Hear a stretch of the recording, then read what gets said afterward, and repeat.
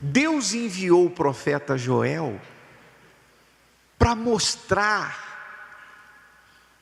que aquilo que estava acontecendo com o povo de Judá não era um problema agrícola ou da natureza, mas era um problema espiritual.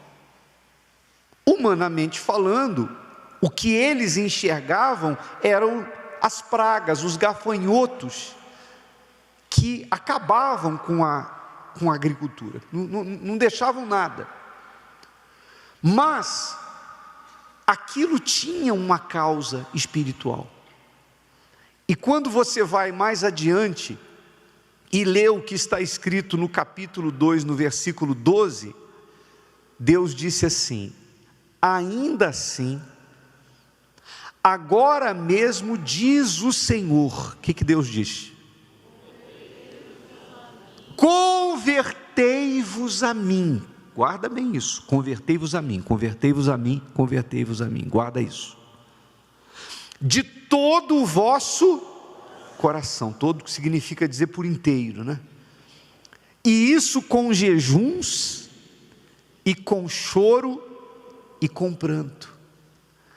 Então, quando ele fala convertei-vos, então ele deixa, nesse convite de arrependimento à conversão, fica evidente que o povo havia se afastado dele, e essa era a razão de toda aquela destruição. Então, por quê? Eu pergunto para você, Deus é mau ou é bom? Como é que Deus, sendo bom, permitiu que coisas ruins acontecessem?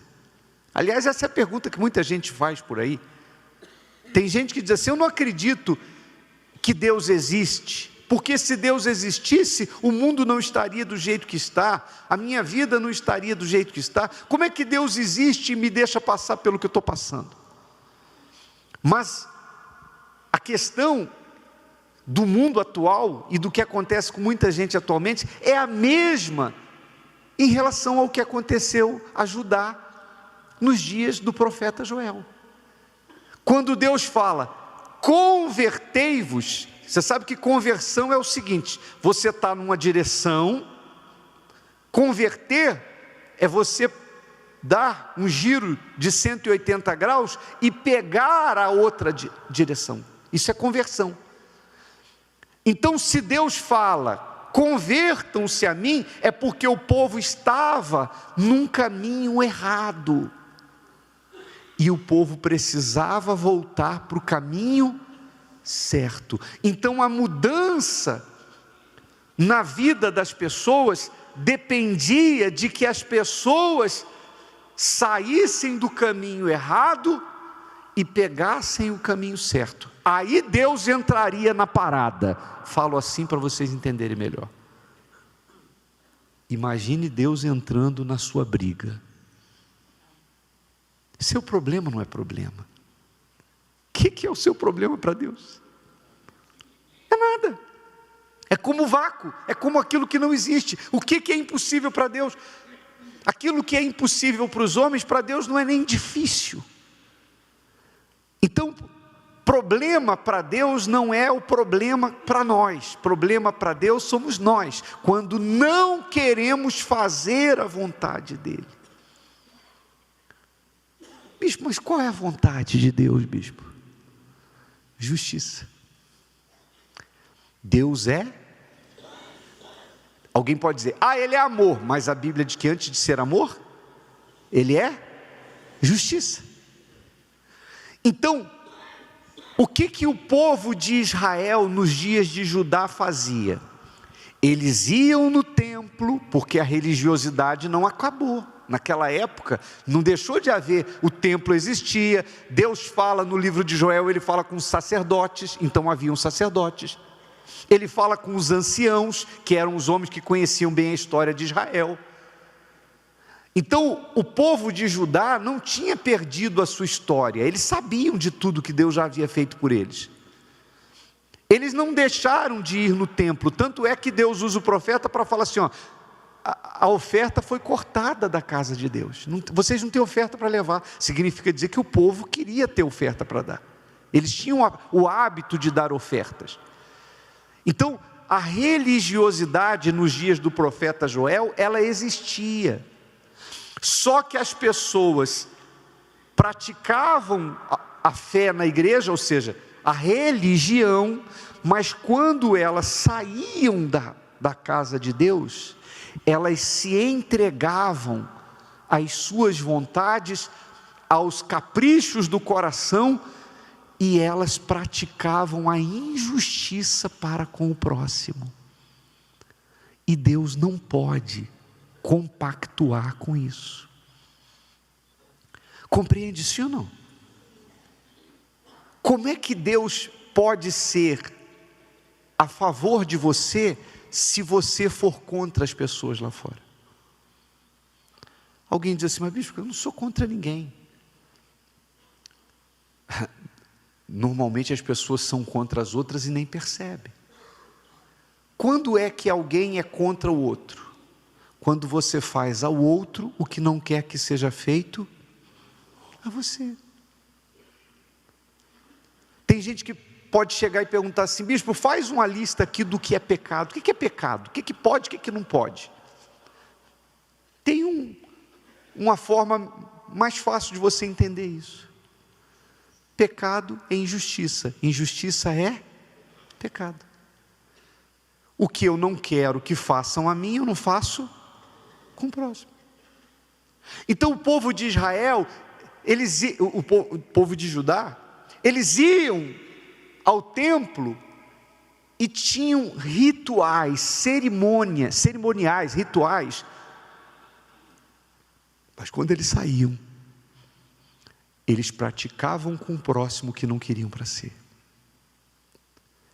E aí, Deus não vai se satisfazer com uma cerimônia. Deus não vai ficar satisfeito com dízimo. Você pode dar dízimo, você devolve o dízimo aqui, mas você está passando o seu próximo para trás no seu trabalho.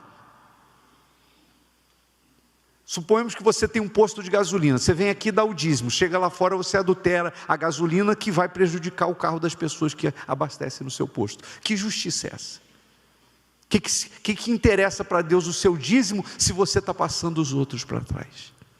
Se você trai, se você mente, se você engana, se você defrauda o seu semelhante, o que adianta você devolver o dízimo?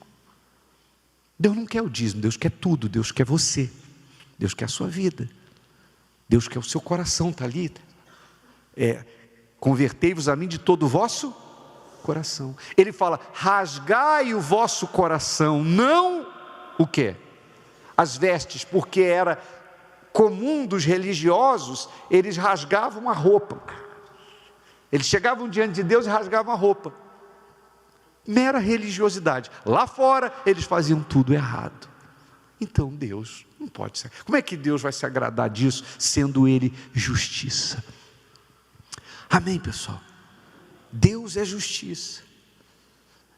Então, quando Ele fala convertei-vos, nessa palavra, convertei-vos, aqui Ele está revelando: vocês estão assim, debilitados, devastados, sofrendo, porque estão no caminho errado. Se voltem para mim. Aí ele promete trazer a chuva temporânea, a serôdia, fazer com que haja fartura de trigo, de alimento. Ele promete mudar toda aquela situação. Mas havia uma causa: o povo tinha que se voltar para Deus. Quem está me entendendo faz assim. E é quando alguém faz isso, aliás, quando o povo fez isso, as pragas dos gafanhotos foram levadas para o deserto, para um lugar distante, e o povo passou a plantar, colher, veio a chuva, passou a haver harmonia de novo. Quando o ser humano está bem com Deus, tudo fica a favor dele. Amém, pessoal? Não é que o mundo vai ser a seu favor, porque quem é de Deus vai ser odiado, mas eu digo a favor assim: até quem quiser te atrapalhar vai te ajudar. Compreende, sim ou não? O que eu quero dizer é que se você estiver bem com Deus, não é que você não vai ter problema, não é que pessoas não vão se levantar contra você. A Igreja Universal é que pode dizer muito bem isso. Mas é que quando você está em harmonia com Deus, até quem quiser te atrapalhar vai acabar te ajudando. E até o que é para dar errado vai dar certo. Amém, pessoal? Porque Deus é contigo. Mas para Deus ser com você, você tem que ser com Ele. Eu tenho certeza que Deus é comigo. Por que Deus é comigo? Porque eu sou bispo da Igreja Universal. Amém? Não. Deus é comigo porque eu sou com Ele. Enquanto eu for com Ele, Ele é comigo. Se eu deixar de ser com Ele, Ele deixa de ser comigo. Isso não é sorte. Não é que você nasceu com sorte. É porque você fez a escolha certa. Você escolheu obedecer a Deus. Então, Ele vai ser com você. E se Ele for com você, repito, até quem quiser te atrapalhar vai te ajudar. Bispo, se fizerem macumba para mim, vai chegar em forma de bênção na sua vida. Você não tem... posso falar uma coisa? Se preocupe em agradar a Deus. Não se preocupe com as pessoas. Não se preocupe com quem quer o seu mal. Quem se levantar contra você vai estar se levantando contra Deus. Deus disse para Abraão: abençoarei os que te abençoarem e amaldiçoarei os que te amaldiçoarem. Eu sou teu escudo. Amém, pessoal? Então Abraão não tinha que esquentar a cabeça com os outros. A preocupação de Abraão era agradar a Deus. Os homens de Deus sempre, eles não se preocupavam com os inimigos, eles se preocupavam em agradar a Deus, porque eles sabiam que bem com Deus eles eram invencíveis. Não tem encanto contra Jacó, contra Israel, não tem encanto contra quem é de Deus, não tem macumba, não tem inveja, pode fazer o que for. Posso falar uma coisa para vocês? Uma experiência, me veio à memória agora. Eu trabalhei num lugar que a igreja, eu morava nos fundos da igreja. Então tinha a igreja numa rua e atrás tinha a casa que eu morava. Então a frente da igreja dava para uma rua e a saída, a entrada da casa que eu morava dava para a rua paralela à da igreja. Mas pelo fundo da igreja eu entrava em casa também, eu não precisava sair da rua para entrar na casa. E um dia eu terminei a reunião do descarrego. Naquela época era terça-feira, hoje é sexta. Naquela época estava sendo terça-feira. Esse tipo de reunião de hoje. Queima da macumba, queima do diabo, isso e aquilo. Quando eu entrei em casa, que eu fui lá no quarto, olhei pela janela, o quarto ficava no andar de cima, eu olhei pela janela e vi no portão de casa uma macumba. Fresquinha. Eu falei, não é possível que alguém veio fazer macumba para mim. A vela estava acesa ainda.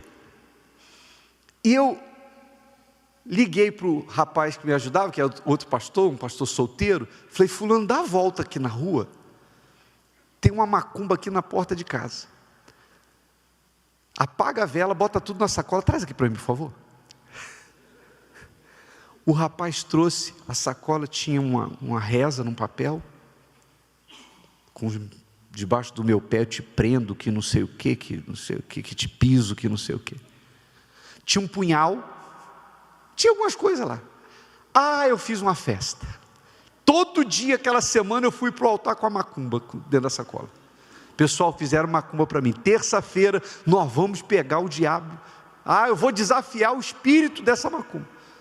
Sabe o que aconteceu na outra terça? A igreja entupiu. Então quem fez macumba me ajudou, porque deu mais gente do que nunca na igreja. A reunião foi de poder. Se Deus é por você, até quem quiser te atrapalhar vai te ajudar. Você só precisa se voltar para Ele. Agora, se você é aquela pessoa que vem na igreja, mas você quer ficar com um pé numa canoa e outro pé na outra, em duas canoas, você quer ficar com um pé no reino de Deus e outro no mundo, aí não tem como você vencer o diabo. Se você estiver bem com Deus, não tem macumba, não tem maldição, não tem inveja, não tem nada. Pode vir quente, você está fervendo. Quem entendeu direitinho? Então, antes de qualquer coisa, antes da gente fazer a oração forte com o ponto de luz sobre o coração, eu quero fazer a oração para que você possa entregar a sua vida para Deus. E se tem alguma coisa errada, coloca no altar, entrega o teu pecado, entrega o teu erro, entrega, seja lá o que for que acusa a sua consciência, entrega isso no altar. Porque se você fizer isso, o mal vai bater em retirada.